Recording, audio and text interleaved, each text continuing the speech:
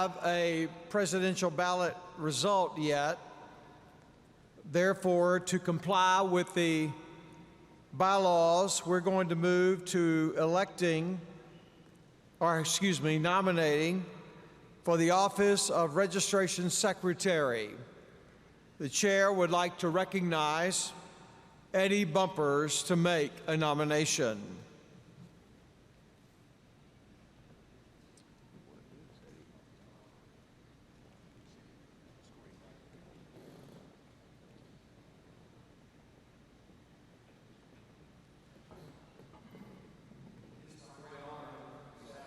Nominate my friend, encourager, and brother in Christ, Dr. Jim Wells, for Registration Secretary of the Southern Baptist Convention.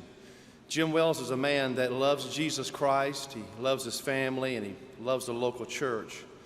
He spent his life serving Southern Baptist in many different capacities, including pastor, director of missions, and state convention staff.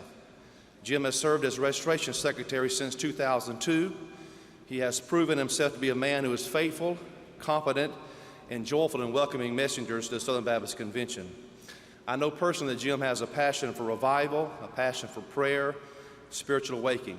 He has a heart for evangelism. He's a member of the church I pastor at Crossway Baptist Church in Springfield, Missouri. He is on an outreach team weekly going out sharing the gospel. He's a man of prayer and a man of great passion for the Lord and for our convention. So I'm honored today to nominate him and pray you consider re-electing him as a Registration Secretary of the Southern Baptist Convention. Thank you, Mr. President. Thank you, Pastor. Do we have any other nominations for the office of Registration Secretary? There are none. Therefore, I'm going to ask Dr. John Yates, our recording secretary, to come and cast the ballot for the Southern Baptist Convention. Mr. President, it is my high honor to cast the ballot of the convention for my friend and colleague, Dr. Jim Wells. Thank you very much, John. And the chair recognizes Dr. Jim Wells has been elected as Registration Secretary of the Southern Baptist Convention. Would you please celebrate that and thank him for his great work?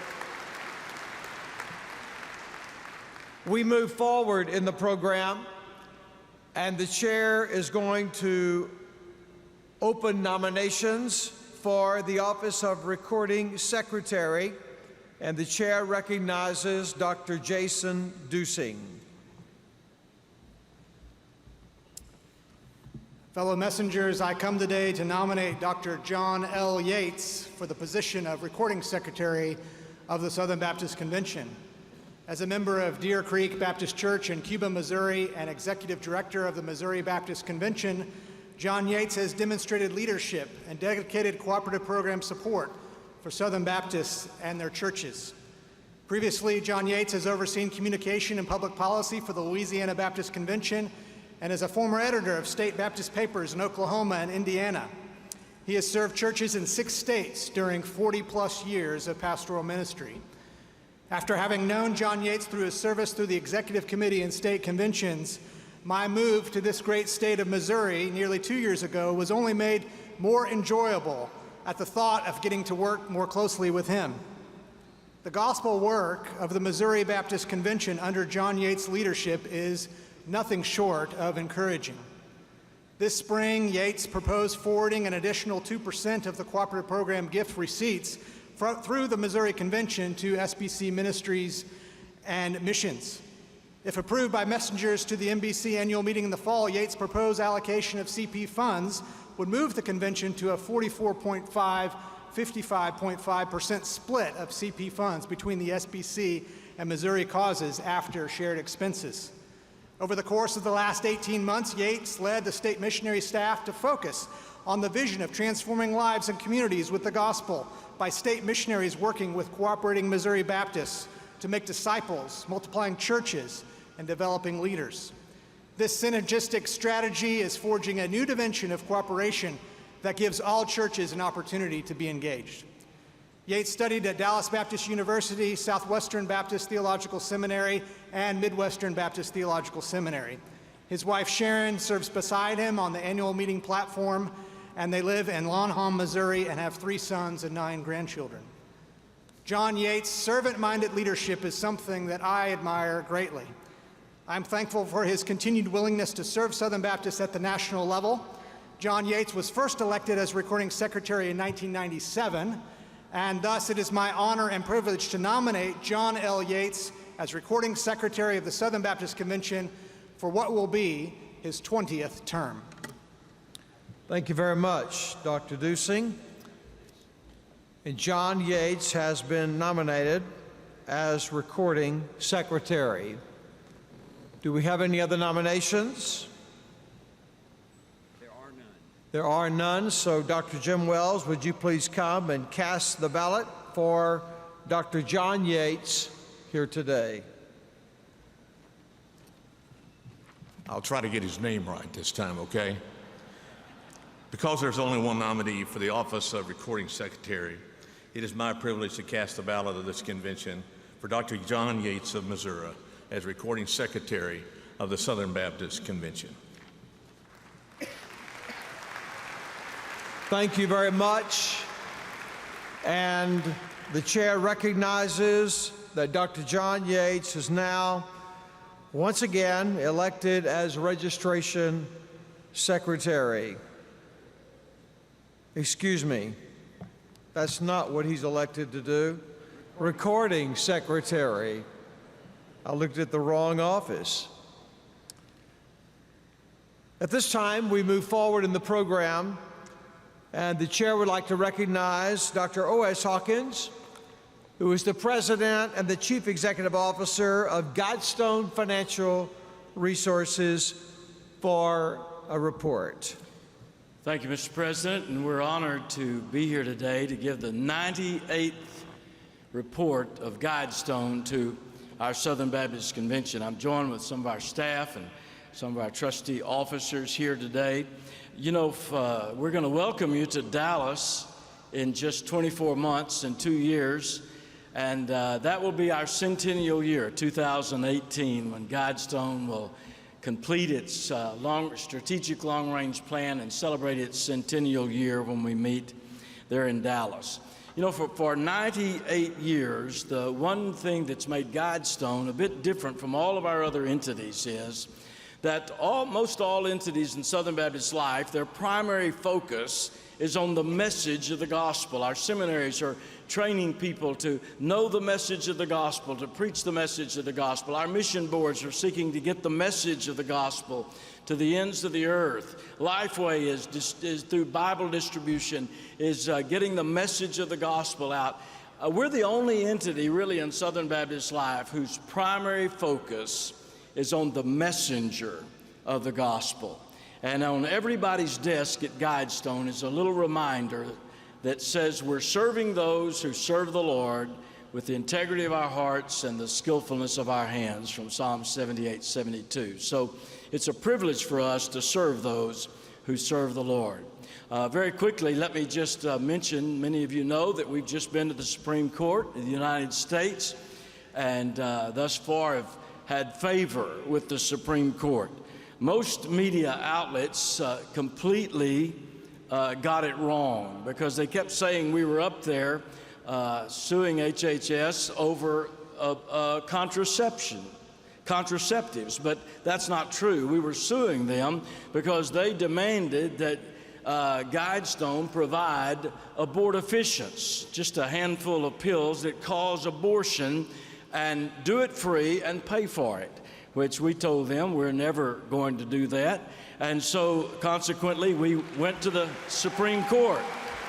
And I might say that the court ruled in our favor to the extent that it said the government cannot fine our ministry organizations for refusing to provide abortifacients. And the court also said that the government must find its own way, if they want to do this, without infringing on religious liberty rights of GuideStone and its ministry partners. And so they've sent it back to the lower court, and we're cautiously optimistic that their response will be to protect our religious liberties. And we're thankful for the Beckett Fund, who defended us and pled our case before the Supreme Court.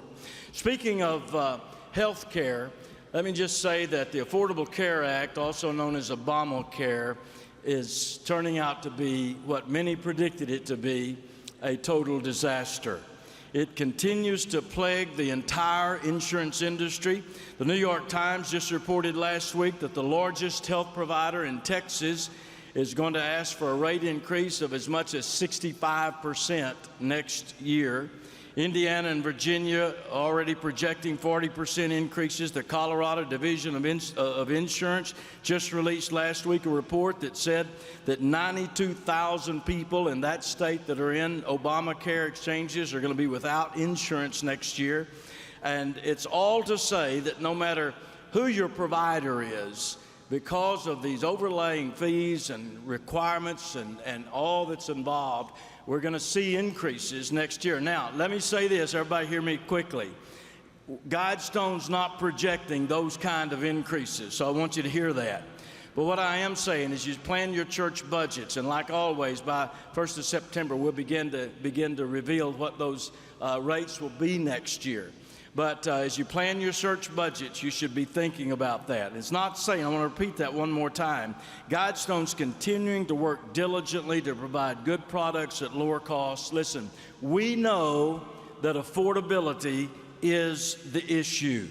And this is the reason we've revised things like our Value Health 5000 plan that may be an alternative for some of you. I hope you'll go by our booth and talk to folks there, but we're on this all the time. So do come by our booth. In fact, we're not just giving out some of our books at the booth. We're giving $150 out to everybody who'll stop by our booth. Well, now, it's really not in cash, but it's that much worth of a health benefit you can get by having your cholesterol checked and your blood pressure and all those things. And we hope you'll come by our wellness booth and take advantage of that. On the investment side, markets continue their volatility. They're going to do that. Expect it to continue.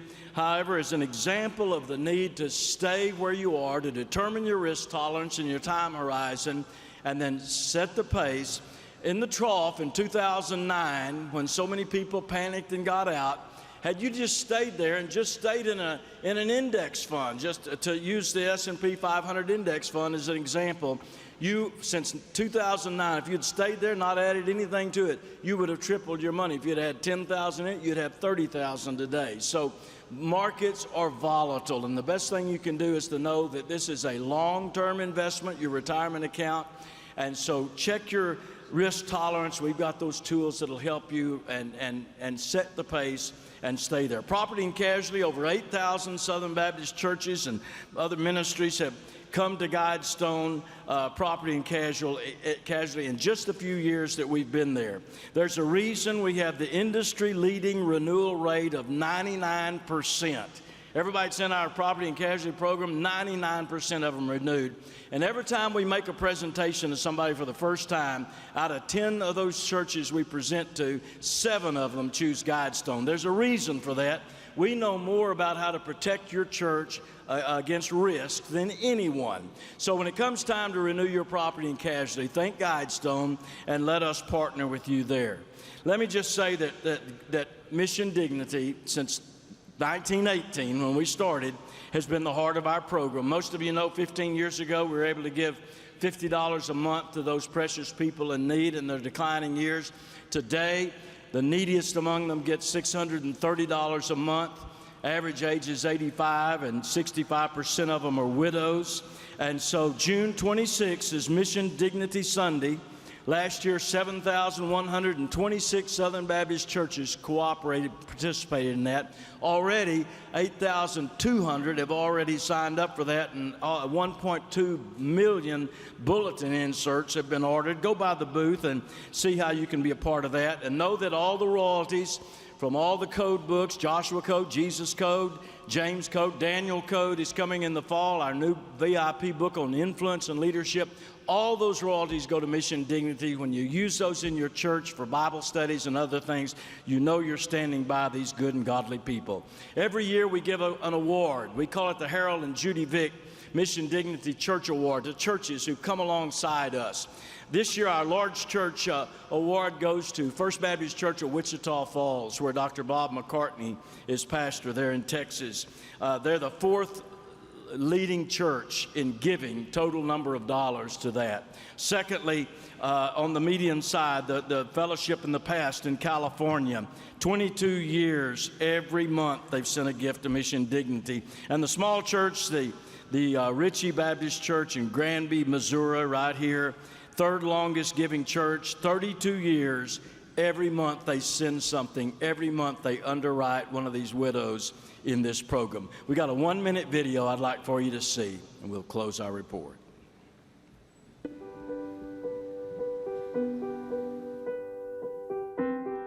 What a wonderful thing it is to be a pastor.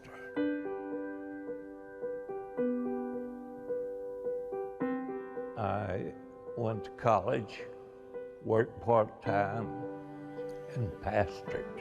And raised the family. And raised a family.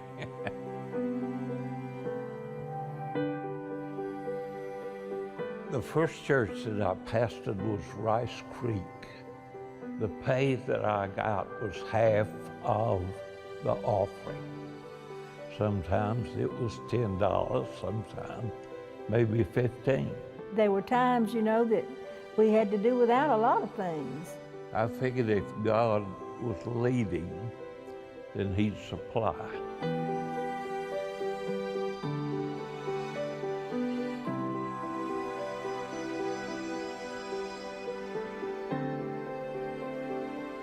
Many times you've put food on our table and you bought our medicine for us. I don't know how we made it, but we did because of the donor's goodness, and we just appreciate it so much.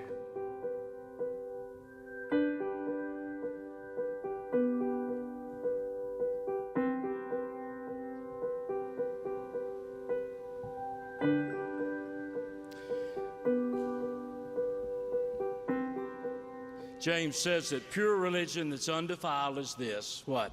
That you take care of widows and orphans. And finally, Pastor, if you're sitting there by that precious partner of yours that's worked with you and served with you and wept with you through these years, and God called you home, I want you to know that we're going to be there to be Christ's hand extended to her till we all get together in heaven again. God bless you, and this concludes our report. Thank you, Dr. Hawkins.